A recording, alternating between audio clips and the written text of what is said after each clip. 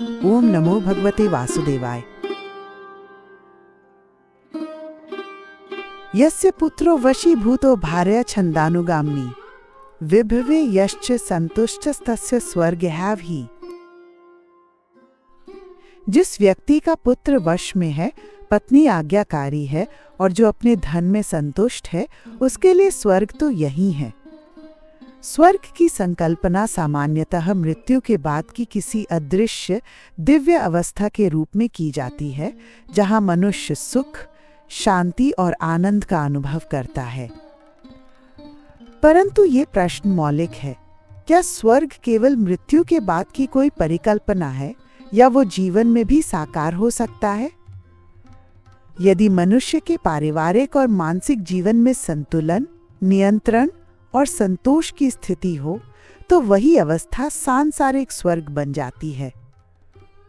संतान का नियंत्रण में होना केवल अनुशासन का मामला नहीं, ये पूरे परिवार की दिशा और मूल्यों का प्रतीक है। वशीभूत पुत्र का तात्पर्य है ऐसा पुत्र जो माता पिता की आज्ञा का पालन करता हो, विचारशील हो और कुल की मर्यादा का सम्मान करता हो। जब संतान दिशाहीन हो जाती है तो घर की शांति नष्ट हो जाती है, पर जब वो मर्यादित होती है तो वो घर की सबसे बड़ी शक्ति बनती है। पत्नी का छंदानुगामिनी होना यानी उसके स्वभाव में समर्पण, सौहार्द और समझदारी का समावेश होना। यहाँ आज्ञाकारिता का आशय केवल अधीनता नहीं, बल्कि पारस्परिक तालमेल और गृहस्थ धर्म की समझ है। यदि जीवन संगिनी सहयोगी, संवेदनशील और परिवार की धुरी बने, तो जीवन सहज हो जाता है। इसके विपरीत जब पत्नी विद्रोही, स्वेच्छाचारी या कटु स्वभाव की होती है, तो वो गृहस्थ को नरक बना देती है। तीसरा स्तंभ है विभव में संतोष। ये मानसिक स्थिति है जहां व्यक्ति उपलब्ध संसाधनों से संतुष्ट रहता है, भले ही वो अल्प हों। असंतोष की आग धन को भी व्यर्थ बना देती है। संतोष की शीतलता दरिद्रता को भी शांतिपूर्ण बना देती है। व्यक्ति जो चाहता है, अगर उसी में तृप्त हो जाए, तो वो सबसे धनी है।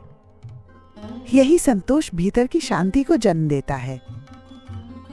जब ये तीन स्थितियां, नियंत्रित संतान, समर्पित पत्नी और संतुष्ट मन एक साथ मिलती हैं, तो बाह्य परिस्थितियों की परवाह किए बिना एक गृहस्थ जीवन में वही सुख, वही शांति, वही आनंद प्रकट होता है जिसे स्वर्ग की संज्ञा दी गई है।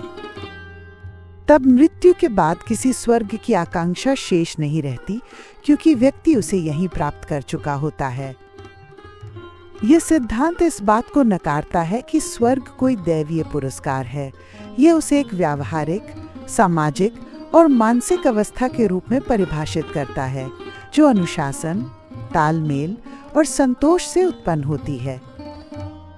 जो व्यक्ति इन तीनों को साध ले, उसके लिए स्वर्ग किसी कल्पना नहीं, बल्कि जीवित अनुभव बन जाता है।